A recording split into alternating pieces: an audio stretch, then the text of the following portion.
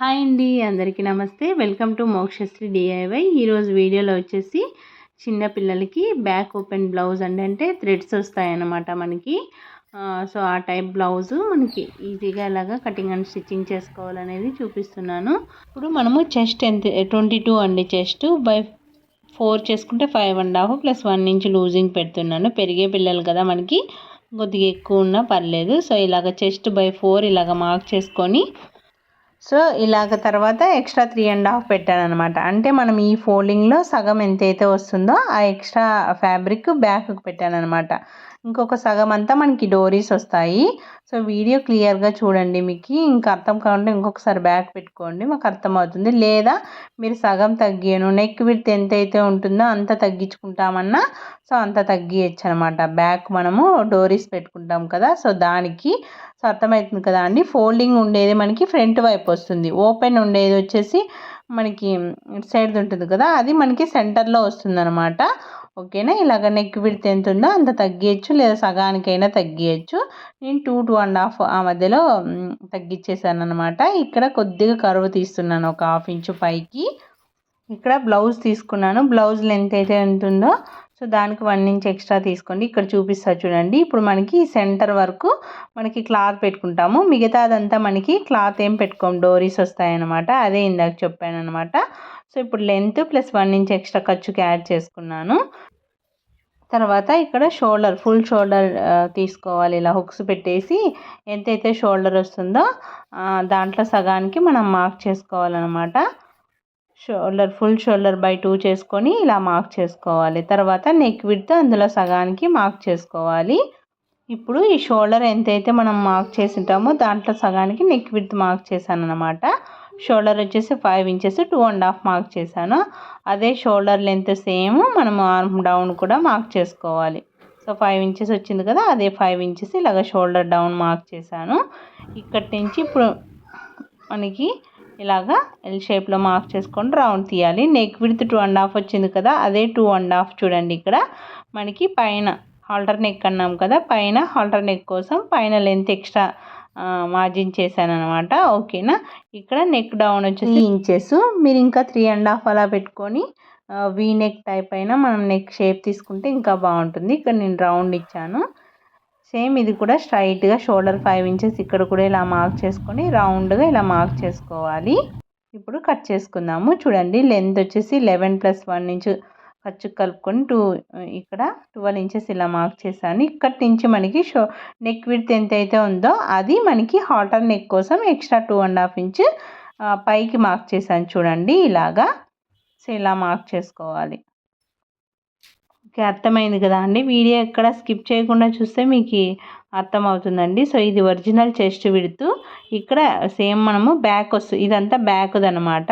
ఇటు సైడ్ది చూడండి, ఇక్కడ సగానికి మనం తీయచ్చు, లేదా నెక్ విడ్త్ ఎంతైతే తీసుకుంటామో అంత కూడా తీసుకోవచ్చు. ఓకేనా. ఇప్పుడు కట్ చేసుకోవాలి. సో ఇప్పుడు కట్ చేసుకుందాం చూడండి. సో ఇలా కట్ చేసిన తర్వాత మనకి చూడండి, ఇప్పుడు హాల్టర్ నెక్ ఇలా వచ్చేస్తుంది. ఓపెన్లో మనకి థ్రెడ్స్ వచ్చేస్తాయి అన్నమాట. సో ఇక్కడ నాకు బ్లౌజ్ పీస్ కట్ చేసిన తర్వాత మిగిలిన ఫ్యాబ్రిక్ ఉంటుంది కదా, సో అందులో నేను వచ్చేసి బ్లౌజ్ కట్ చేస్తున్నాను. సో మనకి అడ్జస్ట్ అవుతుందా లేదా ఒకసారి చెక్ చేసుకోవాలి. అవ్వకుంటే ఇక్కడ నేను వచ్చేసి జాయిన్ చేస్తున్నాను, నాకు కొద్దిగా అడ్జస్ట్ అవ్వలేదు. ఫ్రంట్ వచ్చేసి ఓపెన్ వచ్చేటట్టు చూసుకొని ఫ్రంట్ జాయిన్ చేస్తాను. అది కనిపించకుండా మనం ఏదైనా డిజైన్ లాగా పోట్లీ బటన్స్ కానీ ఏవైనా వేయచ్చు. నేను ఇక్కడ స్టోన్ వర్క్ ఉన్న లేస్ వేస్తున్నాను. సో ఫస్ట్ ఇలాగా జాయిన్ చేసుకోవాలి. తర్వాత ఇప్పుడు మనము లైనింగ్ ఇలా మీద పెట్టుకొని నెక్ స్టిచ్ చేసి తిరిగేసుకోవాలి. ఆర్మ్ హోల్ అలాగే నెక్ రౌండ్ స్టిచ్ చేసుకోవాలి. చూడండి, ఆర్మ్ హోల్ కూడా ఇక్కడ పైన కింద ఇటు సైడ్ వచ్చేసి 1/2 ఇంచు పైన కింద ఇలా మార్క్ చేసుకొని, తర్వాత ఇలాగ హుక్స్కి ఎలాగైతే మార్కింగ్ చేసుకుంటామో అలాగ మార్క్ చేసుకొని ఇక్కడ డోరీ స్టిచ్ చేస్తున్నాను. లూప్స్ మీరు థ్రెడ్స్ అయినా రెడీ చేసుకోవచ్చు. ఇక్కడ మనం మార్కింగ్ వేసుకునే దగ్గర ఇలాగ ఫోల్డ్ చేసి పెట్టుకొని స్టిచ్ చేసుకోవాలి. ఇంకా దగ్గరగా అయినా పెట్టుకోవచ్చు. సో ఇలాగా లూప్స్ అటు సైడ్ ఇటు సైడ్ రెండు వైపులా ఇలాగే స్టిచ్ చేసుకోవాలి. ఇలాగా ఇక్కడ ఆర్మ్ హోల్ స్టిచ్ చేసుకొని ఎక్స్ట్రా ఉన్న ఫ్యాబ్రిక్ కట్ చేసుకొని కట్స్ ఇవ్వాలి. కట్స్ ఇస్తే మనము ఈజీగా టర్న్ చేసుకునేకి నీట్గా ఉంటుంది. సో చూడండి ఇలా వచ్చాయి. ఇప్పుడు మనము ఇటు సైడ్ కూడా అలాగే స్టిచ్ చేసుకోవాలి. మనం అవి లూప్స్ అనేది ఫోల్డింగ్ లోపలికి వచ్చేటట్టు చూసుకోండి, బయట వైపు కాకుండా. మనం పోట్లీ బటన్స్ ఎలా స్టిచ్ చేస్తామో అలాగే ఇలా కట్స్ ఇచ్చేసి తిరిగేయాలి. డబల్ స్టిచ్ వేసుకోండి. ఇలా కట్స్ ఇచ్చి తిరిగేసేయాలి. మీకు ఇక్కడ ఏదైనా స్కేల్తో తీసుకోండి, లేదా స్క్రూ డ్రైవర్ ఏదైనా ఉంటే కొద్దిగా కార్నర్స్ అనేది షేప్ నీట్గా వచ్చేటట్టు ఇలాగ తిరిగేసుకొని చుట్టూ మళ్ళీ దాని మీద ఒక స్టిచ్ వేసుకోవాలి. సో ఇలా వస్తుంది నెక్. బ్యాక్ వచ్చేసి ఇలా వస్తుంది. మనం కొద్దిగా ఎక్స్ట్రా పెట్టుకుంటే ఫ్యూచర్కి పిల్లలకి మనం ఎప్పుడో ఒకసారి కదా, డైలీ వేయం కాబట్టి ఎక్స్ట్రా పెట్టుకోండి. ఇక్కడ వచ్చేసి క్రాస్ పీస్ ఇలా జాయిన్ చేసుకోవాలి డోరీ స్టిచ్ చేయడం కోసము. ఇక్కడ చూడండి ఫుట్ గ్యాప్తో ఇలాగ స్టిచ్ చేసుకోండి. క్రాస్ పీసే తీసుకోవాలి. నేను ఇక్కడ క్రేప్ క్లాత్ తీసుకున్నాను. ఇలా క్లాత్ని ఇలాగ క్రాస్ పీస్ తీసుకొని ఇలాగ స్టిచ్ చేసుకోవాలి. చూడండి ఇలా ఒక పెద్ద నీడిల్కి వచ్చేసి ఇలాగ నాట్స్ వేసుకొని ఇక్కడ ఒక 2-3 టైమ్స్ ఇలాగ నాట్ వేసేసేయండి. మనము సూదిని వచ్చేసి ఇలాగ రివర్సే తీసుకోండి. ముందర వైపు తీసుకున్నాను అనుకోండి మధ్యలో క్లాత్లో విరుక్కుపోతుంది అనమాట నీడిలు. సో మనకి ఎన్నిక తీసేకి రాదు. ఇలా రివర్స్ తీసుకున్నాను అనుకోండి మనకి కూడా గుచ్చుకోదు. ఎంత లాంగ్ లెంత్ డోరీ అయినా కానీ ఈజీగా తీసేయచ్చు అనమాట. ఫస్ట్ నీడిల్లో తీసుకున్న తర్వాత థ్రెడ్ని ఫస్ట్ చుట్టేసుకొని ఫస్ట్ మొత్తం లాస్ట్ వరకు ఇలా తీయండి. ఇప్పుడు ఇక్కడ కొద్దిగా లోపలికి క్లాత్ ఇలా తీసిన తర్వాత ఫస్ట్ బయటకు వచ్చేటట్టు చూసుకోండి, లేదంటే థ్రెడ్ తెగిపోతుంది. సో అలా తీసుకోవాలి మొత్తము. ఇప్పుడు దీనికి చుట్టూ ఒక స్టిచ్ వేసుకోవాలి.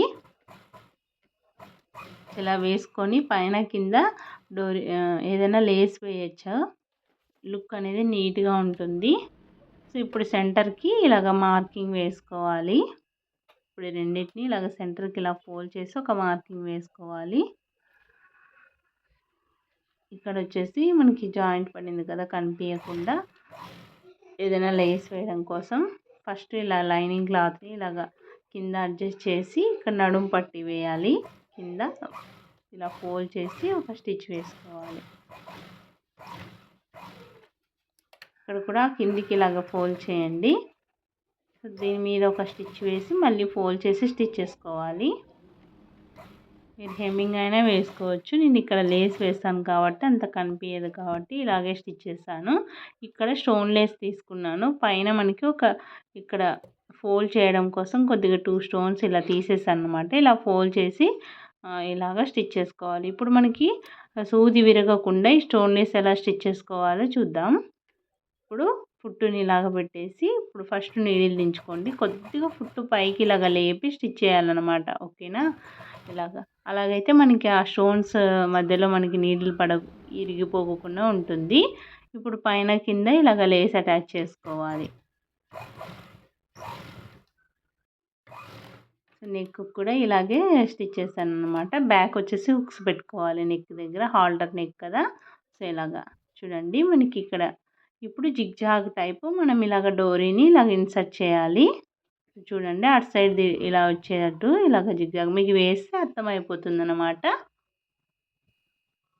సో ఇలాగా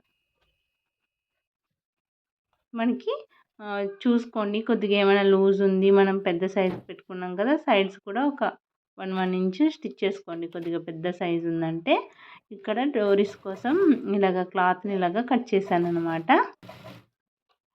సో ఈ అంచులు అనేది క్యాండిల్తో కాల్చుకోండి, పోగులు రాకుండా. ఇలాగ అవి 2 ఇవి 2 ఇలాగ తీసుకొని బీడ్స్ ఎక్కిచ్చేసుకోవాలి. మీతో ఏవేవి ఉన్నాయో చిన్నవి పెద్దవి అలా చూసుకొని కాంబినేషన్ ఇలా తీసుకొని ఇప్పుడు మనకి చివర ఇలాగ నాట్ వేసేసేయాలి. కట్ చేసుకొని ఇప్పుడు దీన్ని సూదికి ఇలాగ వేసేసేయాలి.